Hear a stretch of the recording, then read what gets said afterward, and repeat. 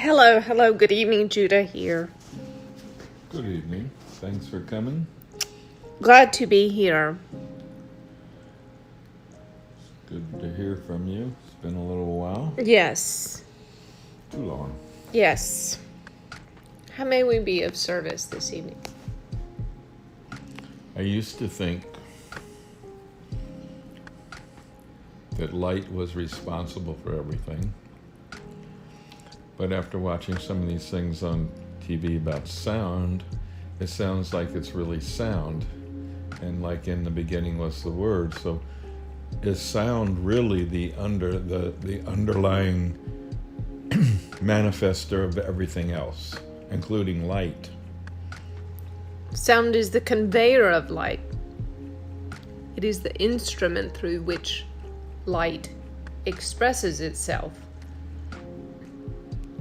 Okay, so I'm confused. So if somebody played an instrument in the dark and sound came out, there would not be light coming with it.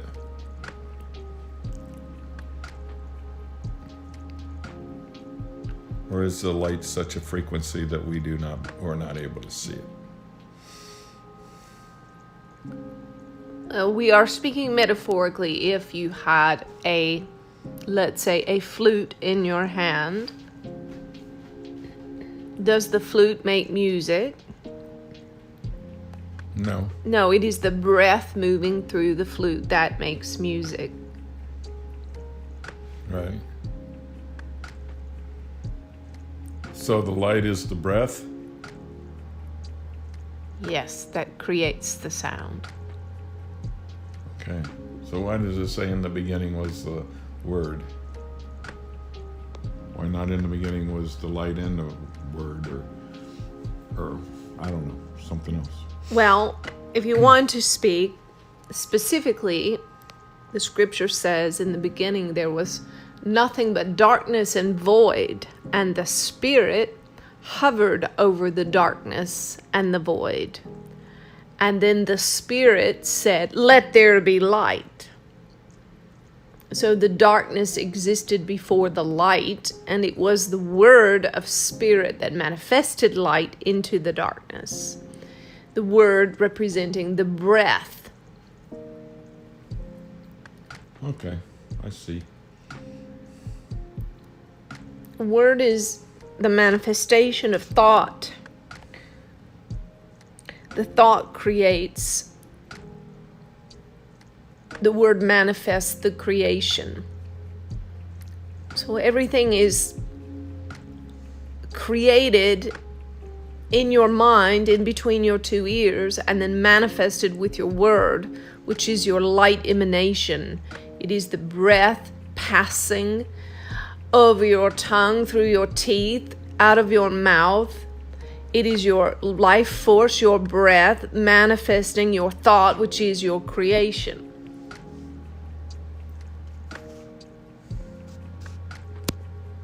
And so what you are is a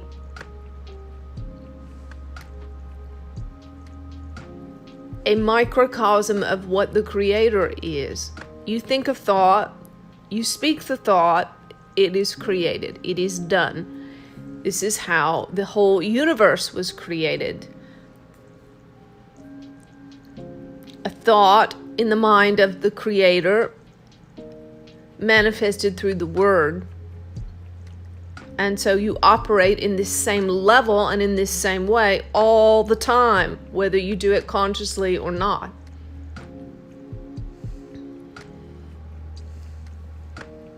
And this is what it is to be one, to be the one, to be a magician, to be a creator. You think the thought, you speak it, and it manifests.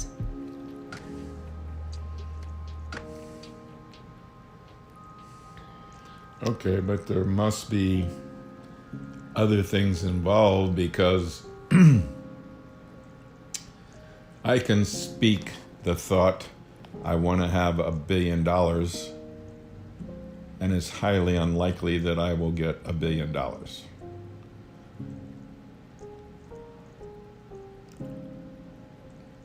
So there has to be something else Well, there has been more than $1 billion passed through your hands in this lifetime and others. Oh. But you're thinking very concretely. Yes.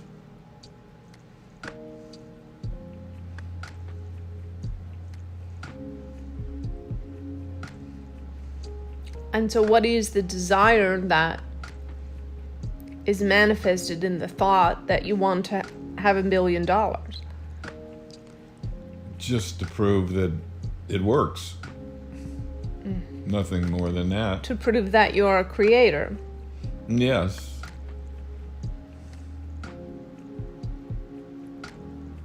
Because there are things that I do put out in thought, like some pains and discomfort I have that does not seem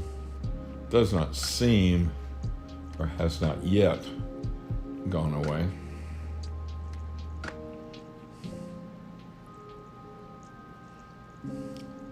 Well,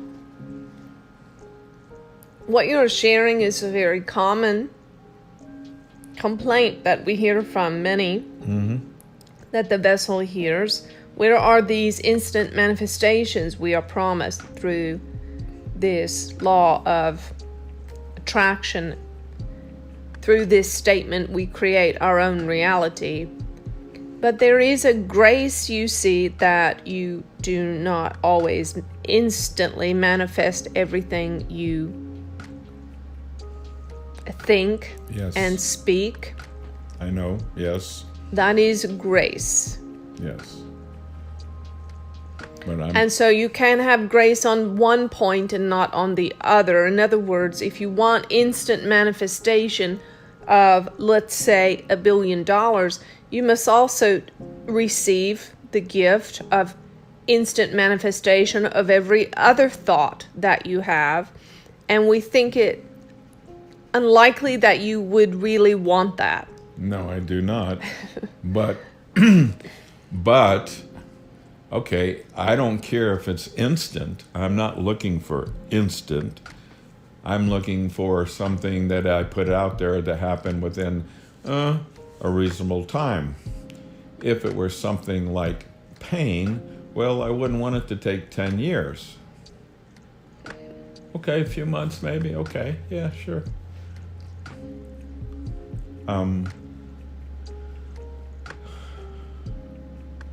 So...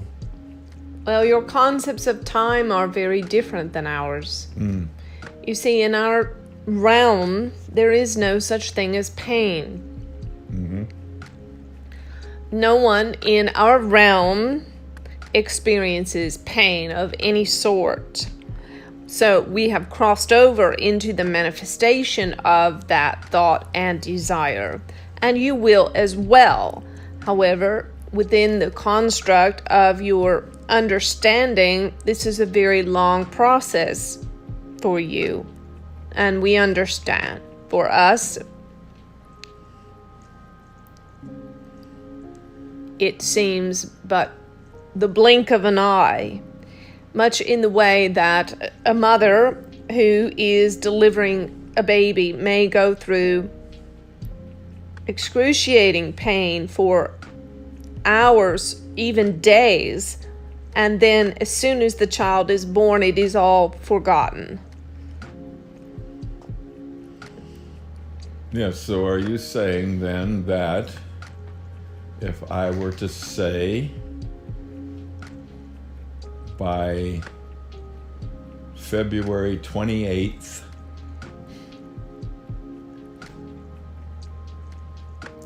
I would be healed of back pain? So if I put a time on it, does that solve that problem?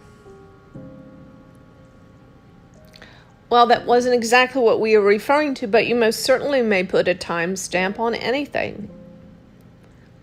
What we were saying is that from a very large, higher dimensional perspective, you most certainly are and will be pain-free. And this will be your eternal state of perfection. And your pain experience now when you embody your wholeness, when you embody your freedom from pain in your eternal state, the time that you have spent now in pain will seem like a blink of an eye, like a light momentary affliction, like something so long forgotten, you see. For example, with this vessel, this is to a much lesser, more restrained degree an example.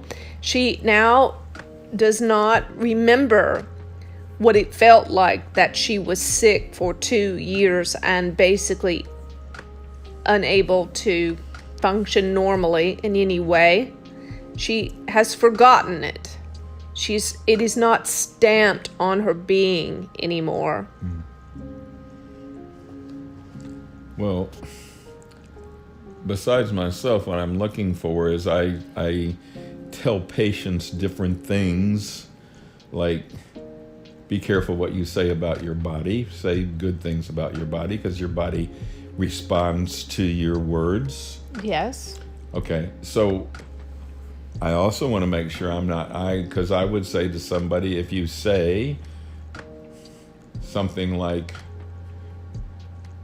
I am healed, over and over again, maybe last thing at night before you go to sleep, first thing in the morning, I would probably say to somebody that would, maybe not immediately, but that could cure you. Yes, we would agree. Okay. However, understand that the frequency and vibration of this wholeness and complete healing is vibrating through the atmosphere of the one alongside multitudes of other vibrations. You see? No, I'm sorry, you lost me. So let's say, if, for instance, in your case, your intention, the vibration you hold of healing and wholeness is also existent in a dimension, a third and fourth dimensional realm with myriads of other frequencies. Frequencies such as, you are in pain, you should take this medicine. You are in pain, you should buy this product. You are in pain, well, you need to do this movement or this stretch or see this doctor. You see, there's and other myriads of frequencies emitted all around you. Oh. And so your intention is afloat or aloft in the third and fourth dimension alongside all these myriads of frequencies.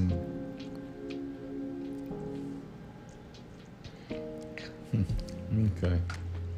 Now, one strategy for you would be instead to see yourself in the perfection of your higher dimensional soul's existence. If this is a little hard to grasp, but listen, imagine your soul. Your soul, you see, is not restrained to your body.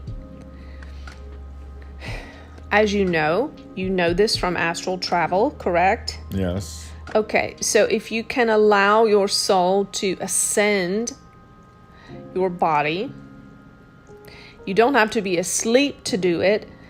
You don't have to be specifically engaged in astral projection. You can project, you can achieve this state at any time.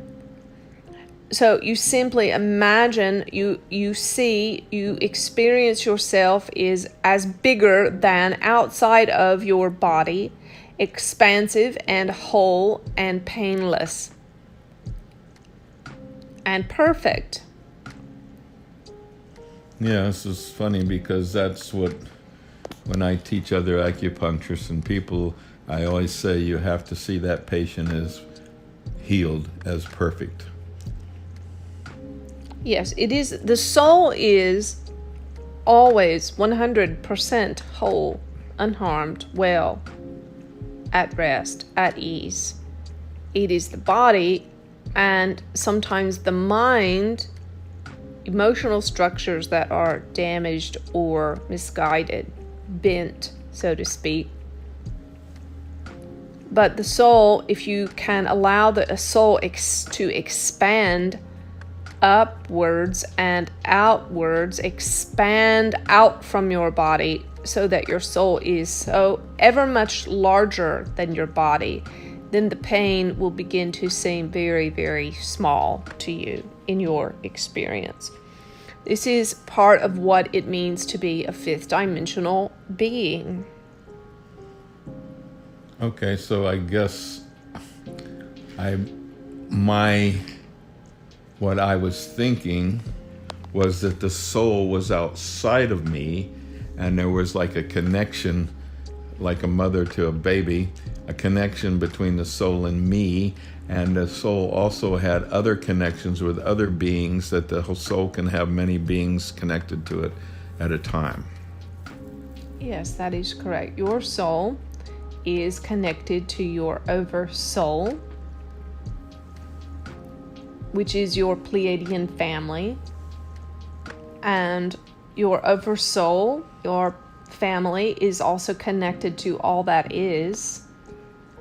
And so through your connection to your oversoul, and you can simply allow your soul to expand out, your individual soul to expand, and the connection to your oversoul family to be strengthened, so that your connection to your oversoul family can be like an umbilical cord for your personal soul and also your body.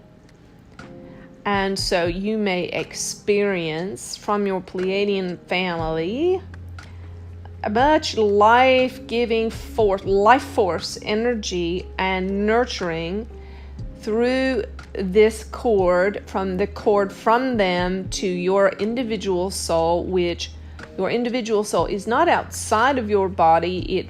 It is within, at the center of your body, expanding outward. And this is what you call your auric field, and you get to decide how small or large it is. There are people whose souls are so very, very, very small. They are like the size of a peanut in the center of their being. There are others who have learned how to expand their soul, and they can expand their soul. It radiates out from the center of their body and can encompass the whole globe and beyond, which is how channelers are channeling. Is their soul has a frequency like an antenna that is broad enough in its range to connect with higher beings. So I should, when I meditate, I should imagine that I'm expanding and expanding, and giving the intention of I'm expanding, and feel as if I'm expanding in order to create expansion. Exactly. For instance, when we spoke to you and your wife some time ago, that your auric field at this stage for you is about the size of your football field. That can change some in scope depending on what your circumstance is, but that's the generality for you at this time. So that means when you come home at night, the neighbors all around you are impacted by your presence at home. Unawares, of course, but impacted, you see. Yes. And so on. And so let us tie that into the dream of enlightenment of the Buddha. So on the evening that the Buddha began entering deep surrender and went and sat beneath the Bodhi tree. He fell asleep and had 3 seminal dreams. In one of those, he saw himself as the man that he was, and he was massive. His body covered the entire Indian continent. His feet rested in the ocean, his hands on the ocean on either side, and his hands and his head rested on the Himalayan mountains. So this is not some sort of a fantasy. This was a real experience of the expansion of his soul, you see. Mm-hmm. Yes. Okay, so he was in the astral plane, literally growing.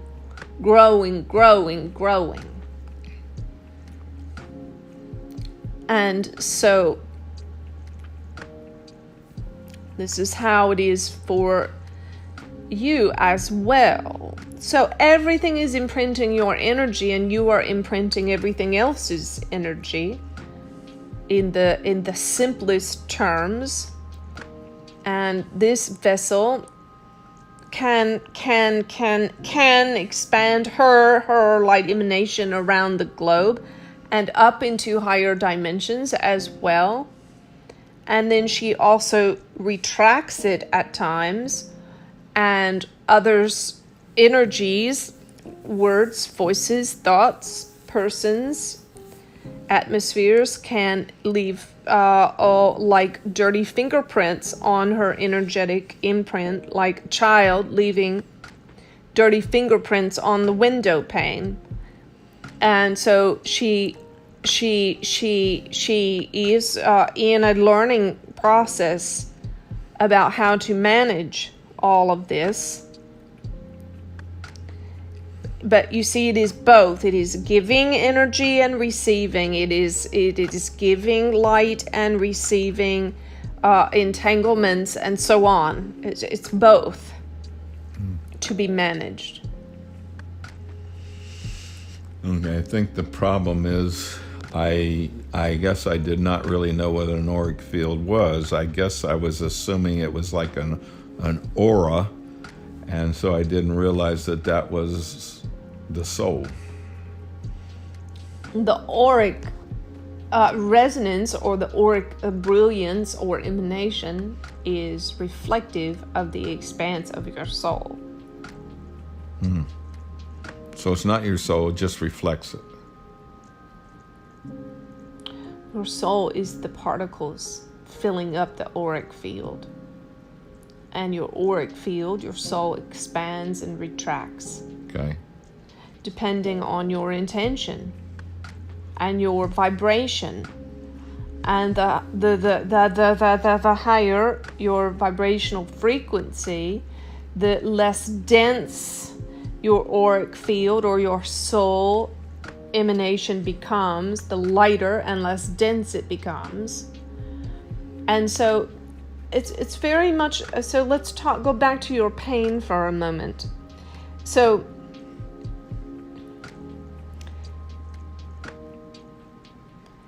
if you were standing here now with, let's say, a peanut in your hand,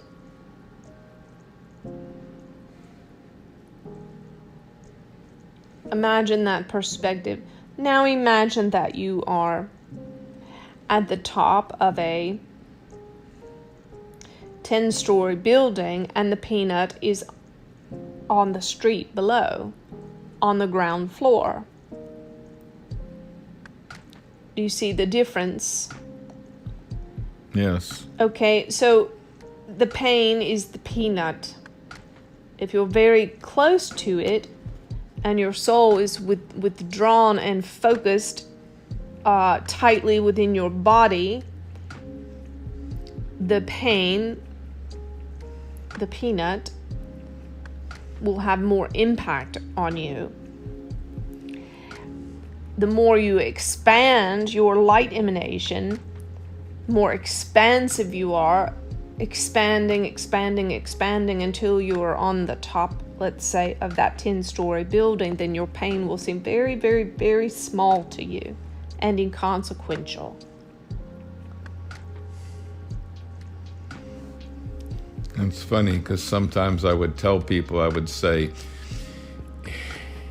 if you expand and expand and expand, then the distance in between the molecules or that you're made of get farther and farther apart. Then if something comes at you, it can go all the way through you without hitting anything.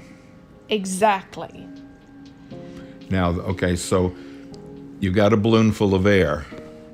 The auric field is the rubber part around the air, and the soul is the air.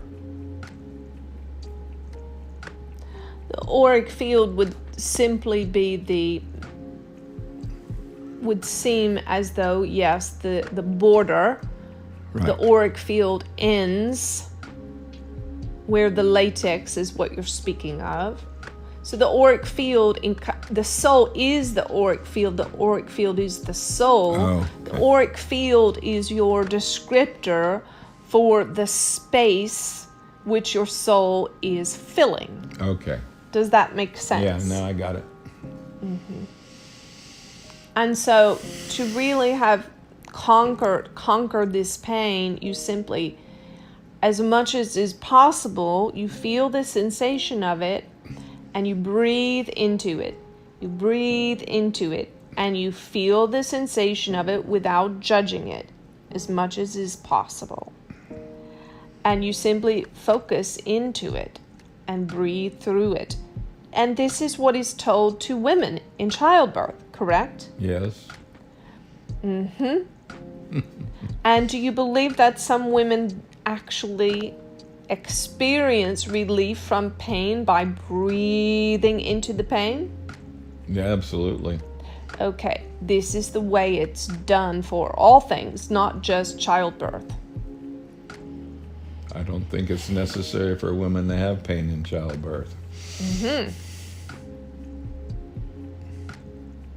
And as you know, the issue always comes from this judging what is. Pain is likened to judging what is. And judging what is what causes all suffering. And if one judged nothing at all presenting in the experience, then there would be no pain from the experience. Now we will bring up a story, a true story again from this vessel's experience, and this story is going to offend some people. They're not going to understand it. Good. Okay, so, but it is true nonetheless. This vessel had a friend who had a twin sister as a child, and both of the girls were raped for many years by their father. It was a very tragic situation. Now, the friend, one of the two sisters that she was well acquainted with, told the story that as her father would rape her, there was a picture of Jesus on the bedroom wall, and she would look at Jesus during the encounter with her father, during the abuse, and she would be caught away into peace and bliss and felt cared for by Jesus. She spent the encounter, her soul spent the encounter with Jesus. Now, psychologists call this dissociation. We understand this, dissociation during trauma.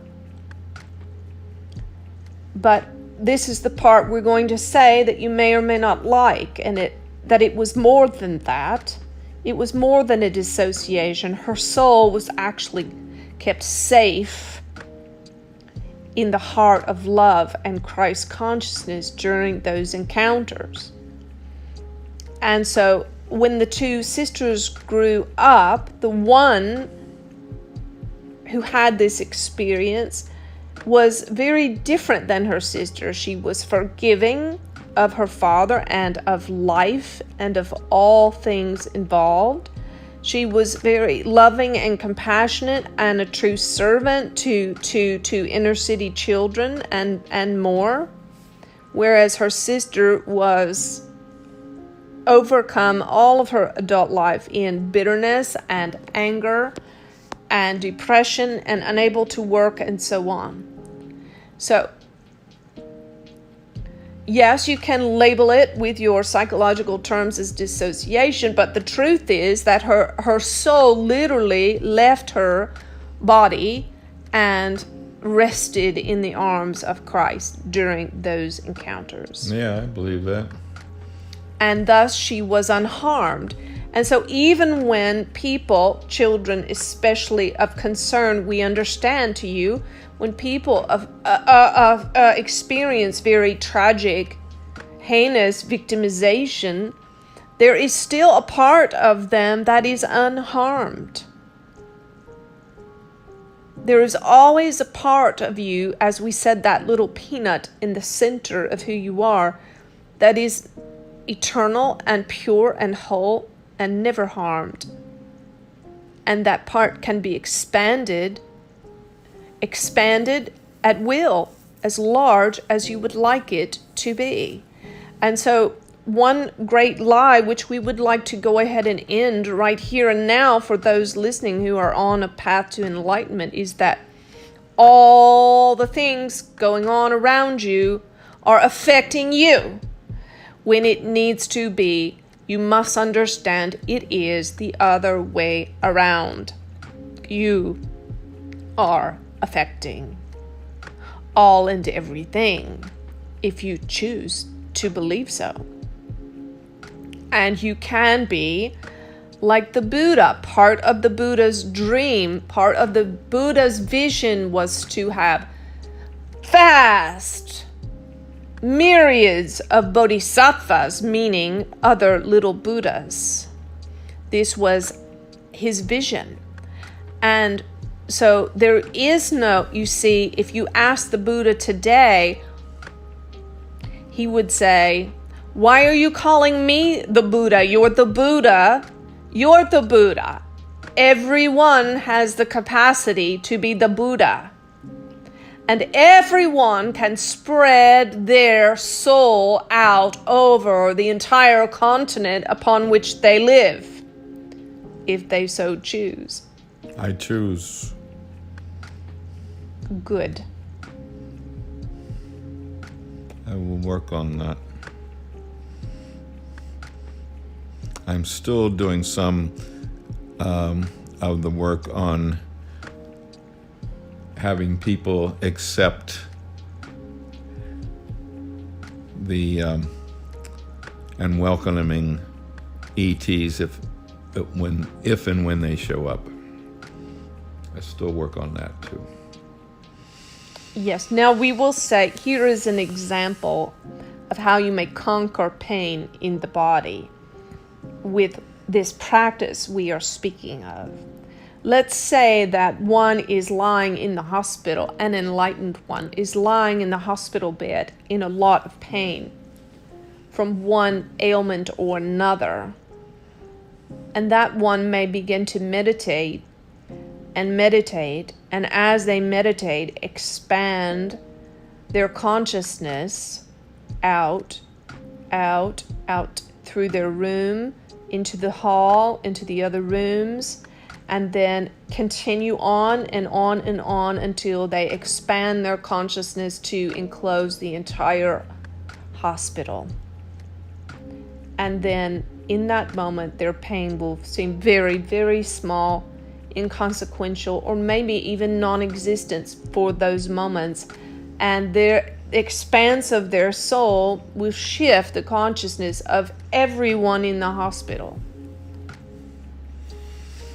Yes, I tell that to some patients about the expansion, not because of pain, just as a way of spiritual growth. Only I don't stop at a building. I go for the state and the country and the planet, and I just all the way. Yes. And this is the very simple way to impact a loved one's life. For example, there is a gentleman who wrote in this week about his brother who is being tormented by darkness. Much darkness. And so this one may practice this meditation and allow, even if the brother is living far away, even if, my friends, you have someone that you love that is incarcerated, you may use this meditation and expand your consciousness out until it encompasses that one that you care about. And it is more than just an imagination, it is a happening. And you may envelop that one in consciousness, the love and light consciousness. I have a question. If it's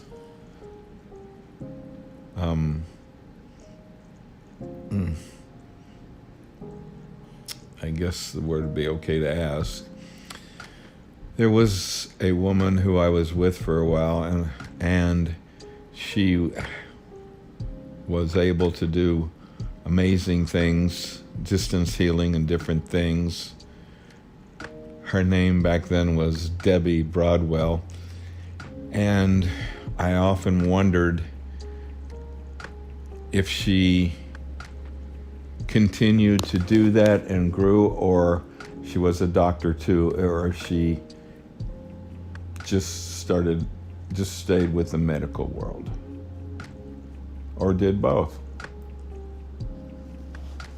She found a very happy way for those two to be very congruent.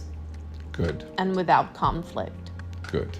And this is a wish that we have for allopathic doctors. Yes. Okay, we've enjoyed this conversation very much. Thank you.